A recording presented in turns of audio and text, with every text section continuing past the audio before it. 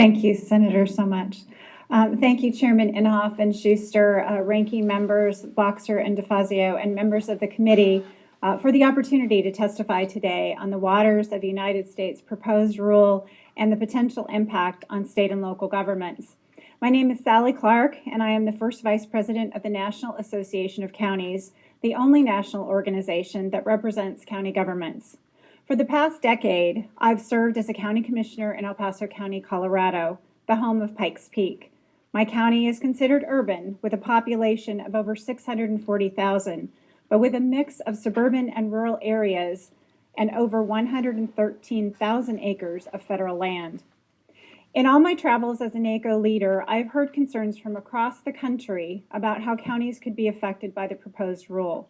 Hearing these concerns and working closely with our technical experts, county engineers, legal staff, public works directors, and stormwater managers, NACO ultimately called for the proposed rule to be withdrawn until further analysis and consultation with local officials is completed.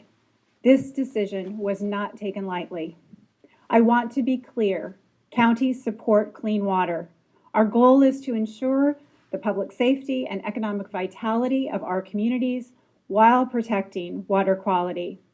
In my county and others, we accomplish this through zoning and ordinances, regulating stormwater runoff, prohibiting illegal discharges, and establishing penalties for violations.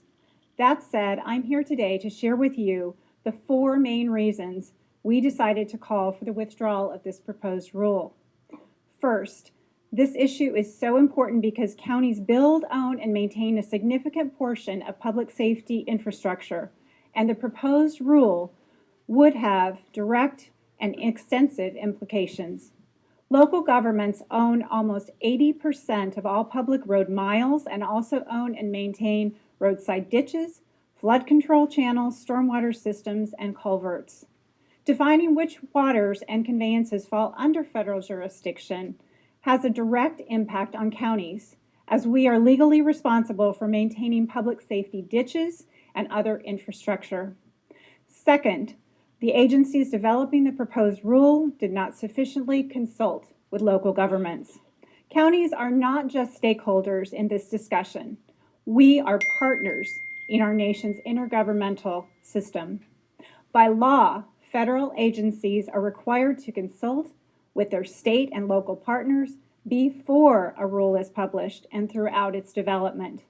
Although EPA did initiate discussions on guidance documents, we were not consulted through the 17 months between the guidance consultation and the introduction of the proposed rule, despite repeated requests. This leads to my third point. Due to this inadequate consultation, many terms in the proposed rule are vague and create uncertainty and confusion at the local level. For example, the proposed rule now defines terms like tributary, significant nexus, adjacency, riparian areas, and floodplains. Depending on how these terms are interpreted, additional public infrastructure could fall under federal jurisdiction.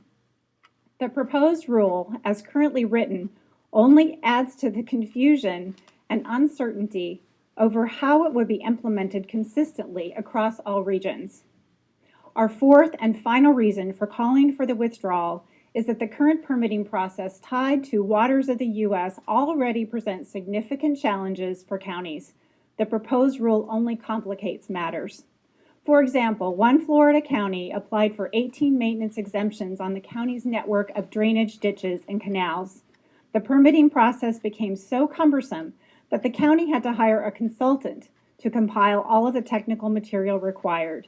And 3 months later, as the county moved into its rainy season, and after spending more than $500,000 invested, decisions on 16 of the exemptions were still pending.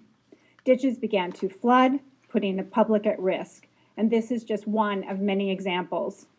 In conclusion, while many have attempted to paint this as a political issue, in the eyes of county government, this is a matter of practicality and partnership.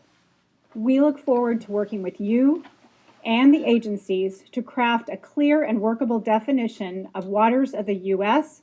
that achieves our shared goal, which is to protect water quality without inhibiting the public safety and economic vitality of our communities. Thank you again for this opportunity.